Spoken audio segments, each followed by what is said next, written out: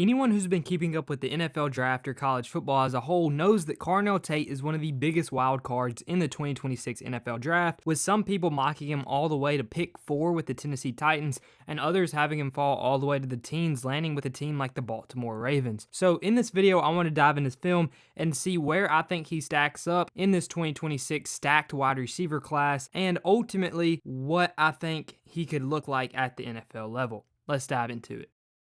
One of the biggest critiques against Carnell Tate is that he wasn't even the #1 wide receiver on his team at Ohio State because he had Jeremiah Smith. And while this argument kind of makes sense to a degree, it completely leaves out the idea of other notorious wide receivers in the NFL like Justin Jefferson, who also shared the field with a guy like Jamar Chase in college. So I don't think we can knock him for that. Instead, what I want to pay attention to are the player himself. What is Carnell Tate good at, and how does that translate? For this, we're going to go back to these first 2 clips we just looked at. First up, he's going to be lined up at the bottom of your screen right here at the Z, right? And he's going to have a simple dig or skinny post right here, right? I can't tell which one because he sees the ball come out of the QB's hand as soon as he breaks. I'm going to guess this is going to be more of a bang 8. So what I want you to pay attention to on this rep is watch how smooth he gets out of this break. Sees that the DB has outside leverage, continues to push it vertical until the last second where he plants that foot and breaks inside. That translates to the next level, right? On this next one right here, he's going to be lined up at the top of your screen. And I want you to watch how good of a feel he has for open space. The route, once again though, watch. Push vertical, get flat. But watch the feel for space here. We've got a linebacker kind of in front of him right here by 5 to 6 yards. And watch how he kind of slows down his route just enough to leave himself open for his quarterback. Obviously, it's going to be a throwback across his body, which is why Julian Sayin doesn't take it and just ends up running here. But now he's going to be lined up at the bottom of your screen once again. And watch the fluidity right here in his route running. Right, he's going to have a simple fade. And watch how he releases off the ball right here. He's going to take an inside speed release, and he's going to climb up the field right here. But what he immediately realizes is once he beats this DB, he's got to stack him. So watch, he turns on the jets a little bit right here and stacks this DB behind him, allowing his quarterback to throw him open. And the DB can't catch up because for him to catch up, he has to ultimately commit pass interference here. And that's what he does. And Carnell Tate's hands are still good enough that he still hangs on to the football. Right, watch from here. Stacks that DB, slows down, forces the DB to initiate contact early, which should draw a pass interference penalty. And he's still got good enough hands to hang on to it. Right here, I want you to look at, once again, another really clean break going across the field on a dig.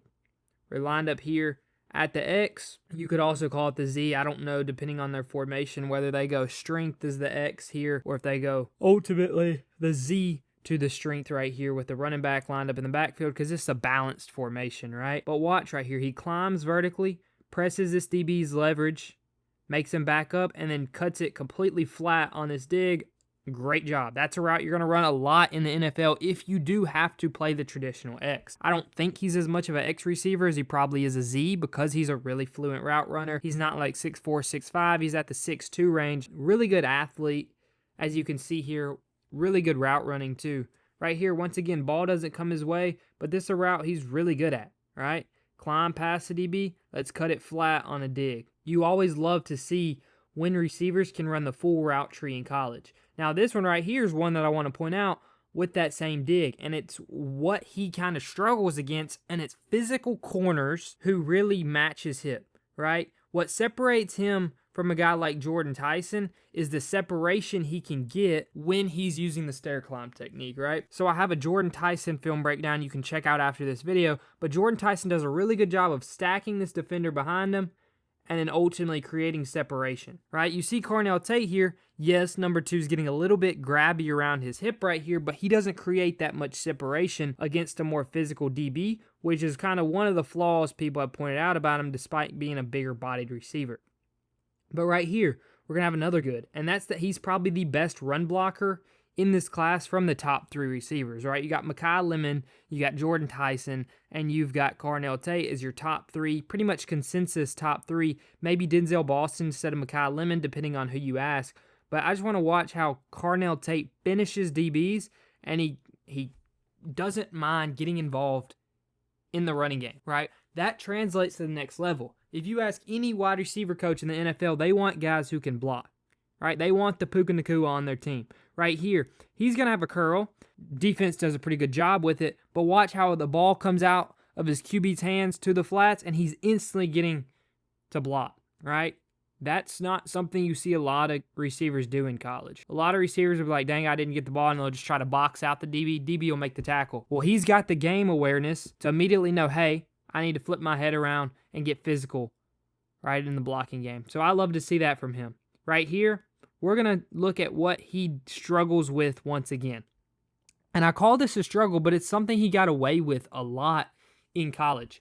And he kind of struggled with his breaks on comebacks and curls in college. What I mean by that is they're very choppy and they're not the fastest thing in the world, right? So I want you to watch right here. Run a curl, watch. Right here, he's already going to break down. So a DB in the NFL is already going to key in on the fact that we're running a curl. 1, 2, 3, 4, 5 steps or so, right? Not the worst thing in the world, but the key is that he keyed the defender off to when he was going to go for the curl early, right? Stuff you can get away with in college that doesn't necessarily work in the NFL. Now, this is something that's very fixable, and NFL wide receiver coaches are going to be able to take a player like him and make him good at that, right? So I don't see it as a big flaw and a reason I wouldn't draft him or anything like that, because in Jacksonville, for instance, they fixed that problem with Travis Hunter almost instantly after his first 2 weeks of camp, right? Right here, we're going to have another curl, and he's going to get separation once again on it just because the DB is ultimately playing a deep third. But once again, it just takes him a while to get in and out of these breaks. He's really good at breaking laterally, right? So he's really good at breaking on digs, bang gates, slants, anything like that he's really good at. Anything going over the middle. But right here, we're going to have a comeback. And watch, he's going to once again get out of this break slow, but he has such good hands at the catch point that he does a really great job making up for it, right? Watch. DB obviously knows what he's running, stays on his hip, but he's doing a great job here of catching the ball out in front, high pointing it, and ultimately beating the DB at the catch point. And that's all that matters, right? Separation doesn't matter if we can't catch the ball when we get separation. If the DB is close to us and we're still going to catch it no matter what because of our hands, great, we're going to be super successful at the next level. Here, we're going to be having a drag in the red zone. And something I always like to see from college receivers is how good are you at recognizing open space and settling in it on drags and things like that over the middle.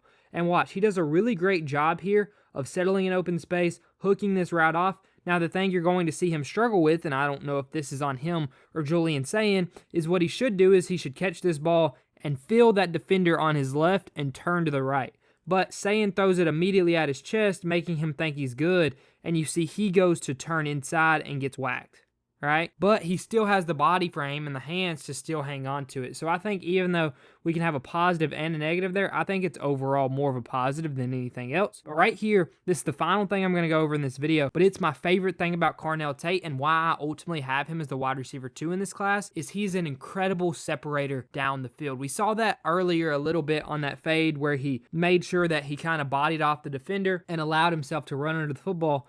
And here, watch how he sets this DB up. Right? He's going to use a rocker step right here. This is something that Jordyn Tyson's really good at as well. But watch how he sets his DB up thinking he's running a post and then takes it back outside, does a great job tracking it, and wins at the catch point, right? You can't look any better than that, right? So he's really good at that, and you're going to see a couple different examples of this right here. Watch, once again, we're going to have a speed release because obviously we're not getting pressed. We're going to close distance on the DB, but I want you to notice, he actually kind of gives a hint to the DB early here that I'm going on a fade, right? So the DB is ready for it, in great position, right? He's going to body him off to the sideline. But then Carnell Tate does that rocker step once again where he plants that foot outside and makes the DB think he's going in on a post. So the DB panics and he's right by him, right? So really great job here by Carnell Tate. Once again, he's probably the best separator down the field in this class, which is why I think he fits a team like the Ravens so well. And even here, he's not going to get the football, but we're going to have an out and up, right? And watch. Sell the out with the head, right? Look for about 1 second, count, boom. Plant that foot, go. Right? He torched Penn State. He did a good job against Texas too, in my opinion, but he just didn't get the volume that you'd probably like for him to get in that game. But let me know down below what you think about Carnell Tate. I really like him. I definitely think he's a number 2 wide receiver in this class. I think he's far and away better than Mekhi Lemon. I do like Jordyn Tyson's upside more, but I do think that Carnell Tate has the higher floor just because of Jordyn Tyson's injury history. But ultimately, I think that he's going to fit best in the 9 through 14 range, right? I think a team as early as the Chiefs could pick him, even though I think they need more help on the defensive side of the ball than offense. And I think a team like the Ravens would absolutely love to get him, right? I think he'd fit really, really, really good on the Rams. I think that would be a luxury pick for them, though. But don't be shocked if he's there for the Rams, if they go out and get him, and you get Devontae Adams, Puka Nacua, and Carnell Tate. Great run blocker in Tate, who would take a lot of the load off of Devontae Adams. So let me know down below what you think, and see ya.